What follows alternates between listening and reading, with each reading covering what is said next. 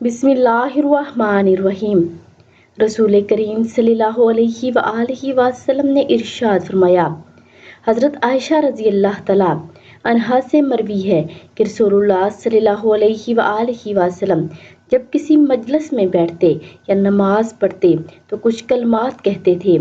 تو عائشہ رضی اللہ تعالیٰ عنہا نے آپ صلی اللہ علیہ وآلہ وسلم سے ان کلمات کے متعلق پوچھا تو آپ صلی اللہ علیہ وآلہ وسلم نے فرمایا، اگر تم خیر کی بات کرو تو وہ قیامت تک کے لیے اس پر مہر بن جائے گی، اور اگر دوسری بات کرو تو وہ اس کا کفارہ بن جائے گی۔ اور وہ کلمات مبارک یہ ہیں، سبحانک و بحمدک لا الہ الا انت استغفر اللہ و اتوب الیہ۔